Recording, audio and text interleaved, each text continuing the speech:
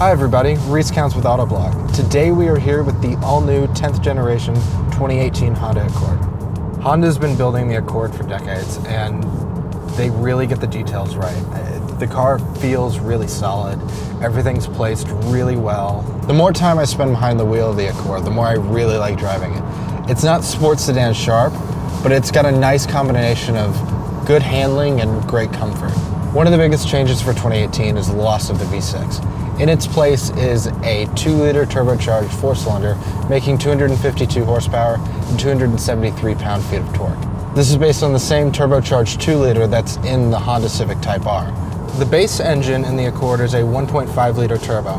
It's the same engine that's in the Honda Civic and the Honda Civic Si. In the Accord, it makes 192 horsepower and 192 pound-feet of torque. I was afraid it was going to feel taxed in a heavier, bigger car, but it really doesn't. It's not lightning quick, but it feels adequate. For the most part, Accord is fairly flat. There's a bit of body roll, but it's expected for a car like this. The sport model that we're in does not have the active dampers like the top-level touring trims, but the standard fixed setup is perfectly fine. There's not much in the way of steering feedback, but that's kind of expected with a modern EPS system. It's quick and it's weighted well, which kind of makes up for that. There's enough there to give you confidence through a corner, and this torquey 4-cylinder really helps you pull it out. I think something like the Mazda 6 handles a little better and maybe a little more dynamically engaging, but the engine in that car is gutless, and the 6-speed and all this torque, it's a lot of fun.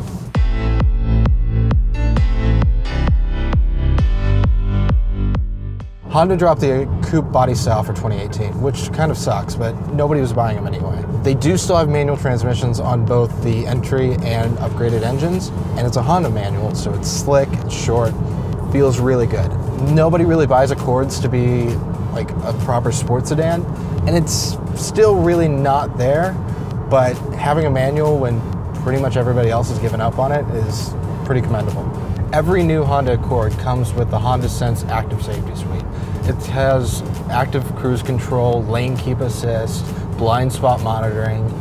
That's across the board, from the base, like LX 1.5 liter, all the way up to the 2-liter touring 10-speed automatic. This is a really big deal as more and more people focus on like crash and safety standards. But for the most part, I really enjoy the way this thing drives. The 2018 model is wider, lower, but a little bit shorter than the outgoing car. The wheelbase is 2.1 inches longer, which really helps to like the proportions. It looks really good, but it gives it a lot more rear seat room, and it also makes it a little more stable on the highway.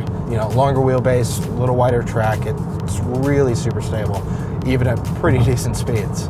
The top-level touring trim on both the 1.5 and 2-liter models comes with a new adaptive damper system. This sport model doesn't have it, but it still rides pretty well. It's a little firm, and I think with a smaller wheel, it would be a lot better, but it's not terrible. Even over broken pavement, it handles the secondary motions really well, and I've got really no complaints about the ride.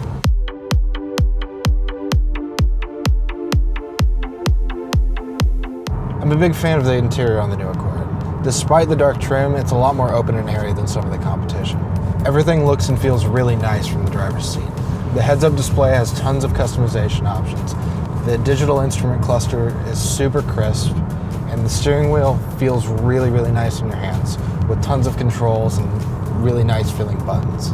Like the rest of the 2018 Honda Accord, the steering rack is all new. It's not the best system I've ever used in a midsize sedan, but it's still pretty good. I like the weight, I like the size of the wheel, I like the shape of the wheel. Feedback is middling, but you know, it's a modern EPS system, so you get what you get. The new infotainment system is better than any of Honda's previous efforts. They've reintroduced dedicated hard buttons and knobs for most of the controls. The center console on the new Accord is really, really well laid out. I think Honda does interior packaging better than anybody else.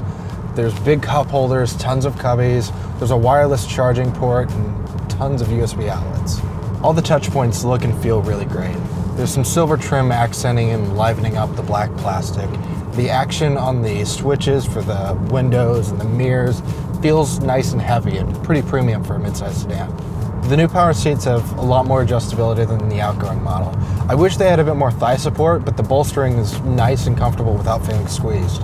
I'm 6 foot with long legs, and the extra wheelbase means I can sit behind myself pretty easily.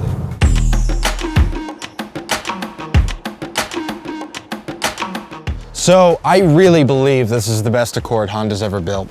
It's handsome both inside and out. It drives really well. Yes, the lack of naturally aspirated engines means you lose some of that traditional Honda character, but the 2 turbocharged 4-cylinders are no penalty.